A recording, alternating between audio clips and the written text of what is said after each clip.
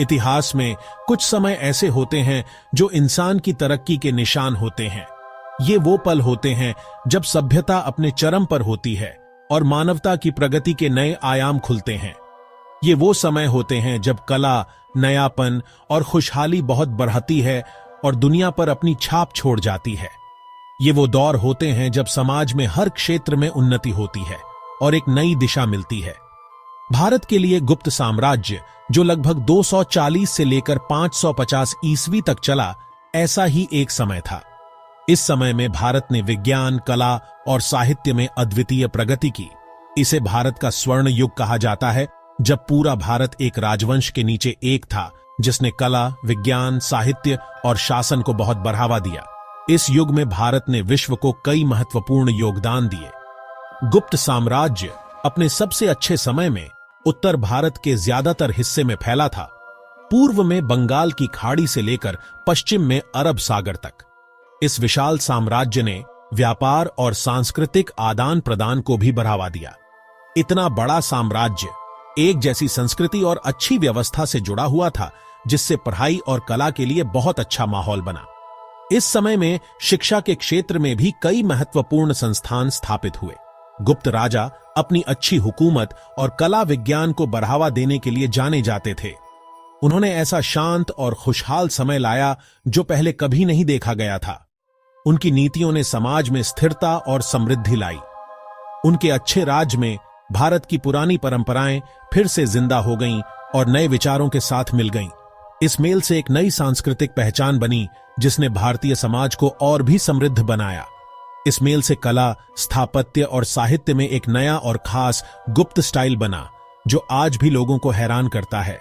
गुप्त युग की स्थापत्य कला और साहित्य आज भी अध्ययन और प्रशंसा का विषय है। गुप्त राजाओं ने सीखने और रचनात्मकता के लिए अच्छा माहौल बनाया और एक ऐसी विरासत छोड़ गए जो उनके राज से भी बड़ी है। उनकी शिक्षा और कला के प्रति प्रतिबद्धता ने आने वाली पीढ़ियों को प्रेरित किया। यह निबंध गुप्त साम्राज्य के बारे में है, उनके उदय के कारण, उनकी उपलब्धियां और उनके पतन के बारे में बताता है।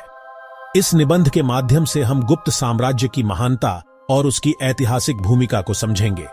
इससे हम गुप्त राजाओं के भारत और दुनिया पर पड़ने वाले असर को समझेंगे। गुप्त साम्राज्य की विरासत आज भी हमारे समाज और संस्कृति में जीवित है और हमें प्रेरित करती है। गुप्त वंश की शुरुआत थोड़ी रहस्यमयी है। 3री शताब्दी में कुषाण साम्राज्य के पतन के बाद उत्तर भारत में कई छोटे छोटे राज बने थे। उन्हीं में से गुप्त वंश का उदय हुआ। शुरू के गुप्त, जो आज के उत्तर प्रदेश के एक छोटे से राज्य के राजा थे, धीरे धीरे अपनी ताकत और प्रभाव बढ़ाते गए, अपनी सेना और चतुराई से बनाए गठबंधनों के जरिए। इस वंश के संस्थापक श्री गुप्त इतिहास में एक रहस्यमय व्यक्ति हैं। उनके बारे में बहुत कम जानकारी है।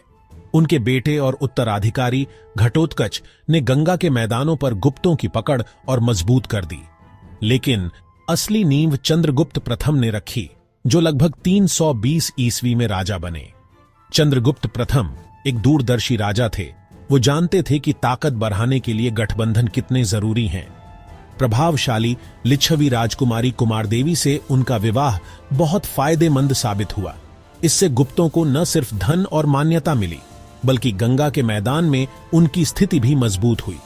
एक मजबूत जगह और बढ़ती हुई सेना के साथ चंद्रगुप्त प्रथम ने कई युद्ध अभियान शुरू किए, आसपास के राज्यों को जीता और गंगा के मैदानों में गुप्तों का राज्य फैलाया। अपनी मृत्यु तक चंद्रगुप्त प्रथम ने एक शक्तिशाली साम्राज्य की नींव रख दी थी, जिससे उनके उत्तराधिकारी और भी बड़ी कामयाबी हासिल कर सके। उनके शासनकाल में गुप्त एक छोटे से राज्य से उत्तर भारत की एक बड़ी ताकत बन गए और आने वाले स्वर्ण युग की शुरुआत हुई। लगभग 335 ईस्वी में समुद्रगुप्त अपने पिता चंद्रगुप्त प्रथम के बाद राजा बने। उनके राज्याभिषेक के समय गुप्त साम्राज्य पहले से ही एक शक्तिशाली राज्य था, लेकिन समुद्रगुप्त ने इसे और भी ऊंचाइयों तक पहुंचाया। उन्हें एक बढ़ता हुआ साम्राज्य मिला, जिसे उन्होंने अपनी सैन्य और प्रशासनिक कुशलता से और भी विस्तारित किया। एक कुशल सेनापति और महत्वाकांक्षी राजा समुद्रगुप्त की तुलना अक्सर नेपोलियन से की जाती है। उनकी सैन्य प्रतिभा और जिस तेजी से उन्होंने अपना साम्राज्य बढ़ाया, उसके लिए उनकी युद्ध नीति और रणनीति ने उन्हें एक अजेय योद्धा बना दिया। 40 साल से ज्यादा के उनके शासनकाल में गुप्त साम्राज्य अपने सबसे बड़े क्षेत्र में फैल गया, उत्तर में हिमालय से लेकर दक्षिण में नर्मदा नदी तक। यह विस्तार उनकी सैन्य अभियानों और कूटनीतिक प्रयासों का परिणाम था। इलाहाबाद स्तंभ लेख समुद्रगुप्त की सैन्य उपलब्धियों का प्रमाण है और उनके जीतों का पूरा विवरण देता है। यह लेख उनके शासनकाल की महानता और उनकी विजय गाथाओं को दर्शाता है। यह लेख बताता है कि कैसे समुद्रगुप्त ने अपनी सेना का नेतृत्व करते हुए एक के बाद एक जीत हासिल की और पूरे भारत में 20 से ज्यादा राजाओं को हराया। उनकी विजय गाथाएं भारतीय इतिहास में अमर हो गईं। उनके अभियानों ने गुप्त साम्राज्य को बहुत बड़ा बना दिया और उन्हें उत्तर भारत का सबसे बड़ा शासक बना दिया। उनकी विजय ने गुप्त साम्राज्य को एक महान शक्ति बना दिया। समुद्रगुप्त की सैन्य शक्ति से उनके दुश्मन डरते भी थे और उनका सम्मान भी करते थे। उनकी शक्ति और प्रभाव ने उन्हें एक महान योद्धा और शासक के रूप में स्थापित किया। उन्होंने कई तरीकों से काम किया, कूटनीति, गठबंधन और ताकत का इस्तेमाल करके अपने लक्ष्य हासिल किए। उनकी कूटनीतिक कुशलता ने उन्हें एक महान शासक बना दिया। कुछ राज्यों को सीधे गुप्त साम्राज्य में मिला लिया गया तो कुछ को कर देने के लिए मजबूर किया गया, जिससे वे समुद्रगुप्त को अपना राजा मानते थे। यह उनकी प्रशासनिक कुशलता का प्रमाण है। लेकिन समुद्रगुप्त की विरासत सिर्फ उनके युद्धों तक सीमित नहीं है। उन्होंने कला, साहित्य और संस्कृति को भी प्रोत्साहित किया। वो कला के संरक्षक और एक अच्छे कवि भी थे। उनके शासनकाल में कला और साहित्य का विकास हुआ। उनका दरबार विद्वानों और कलाकारों से भरा था, जो सीखने और संस्कृति के आदान प्रदान का केंद्र बन गया। यह दरबार भारतीय संस्कृति के विकास का एक महत्वपूर्ण केंद्र था। समुद्रगुप्त ने अपनी जीत और संरक्षण से कला, साहित्य और विज्ञान के विकास का रास्ता तैयार किया, जो उनके बेटे और उत्तराधिकारी चंद्रगुप्त द्वितीय के शासनकाल की खासियत बना। उनके शासनकाल ने भारतीय इतिहास में एक स्वर्णिम युग की नींव रखी। शक्तिशाली समुद्रगुप्त के बाद गुप्त साम्राज्य अपने चरम पर पहुंचा चंद्रगुप्त द्वितीय के शासन में, जो लगभग 380 ईस्वी में राजा बने।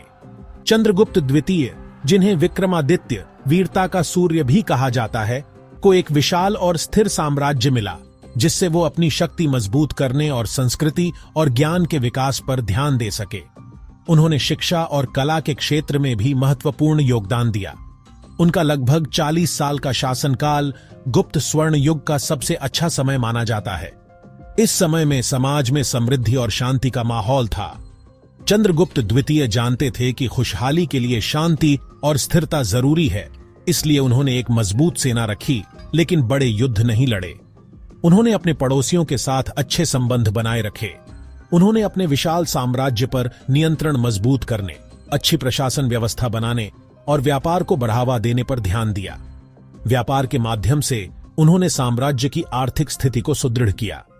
उनके शासनकाल में एक केंद्रीकृत नौकरशाही स्थापित हुई, जिसने साम्राज्य के कामकाज को अच्छी तरह से चलाया, न्याय और व्यवस्था सुनिश्चित की। इसने समाज में कानून और व्यवस्था को बनाए रखा। लेकिन कला, साहित्य और विज्ञान के क्षेत्र में चंद्रगुप्त द्वितीय का शासनकाल सबसे ज्यादा चमकता है। इस समय में कला और साहित्य ने नई ऊंचाइयों को छुआ।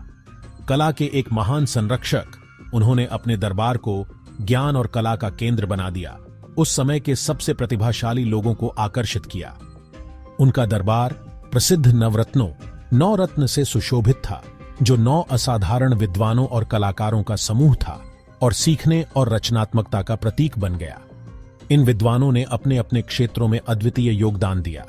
नवरत्नों में सबसे प्रसिद्ध कालिदास थे, जिन्हें भारत का शेक्सपियर माना जाता है। उनकी रचनाएं आज भी साहित्य प्रेमियों के बीच लोकप्रिय हैं। चंद्रगुप्त द्वितीय के संरक्षण में कालिदास ने संस्कृत साहित्य की कुछ महानतम रचनाएं की, जिनमें अभिज्ञान शाकुंतलम और मालविकाग्निमित्रम नाटक और रघुवंश महाकाव्य शामिल हैं। इन रचनाओं ने संस्कृत साहित्य को समृद्ध किया। चंद्रगुप्त द्वितीय के शासनकाल में विज्ञान और गणित में भी बहुत प्रगति हुई। इस समय में वैज्ञानिक और गणितज्ञों ने महत्वपूर्ण खोजें की। आर्यभट्ट एक प्रतिभाशाली खगोल शास्त्री और गणितज्ञ इसी समय हुए, जिन्होंने त्रिकोणमिति, बीजगणित और खगोल विज्ञान में महत्वपूर्ण योगदान दिया। उनकी रचना आर्यभट्टीय गणित और खगोल विज्ञान पर एक पूरा ग्रंथ है जो सदियों तक एक मानक पुस्तक रही और भारत और दुनिया भर में गणितीय सोच को प्रभावित किया। इस प्रकार चंद्रगुप्त द्वितीय का शासनकाल भारतीय इतिहास में एक स्वर्णिम युग के रूप में याद किया जाता है।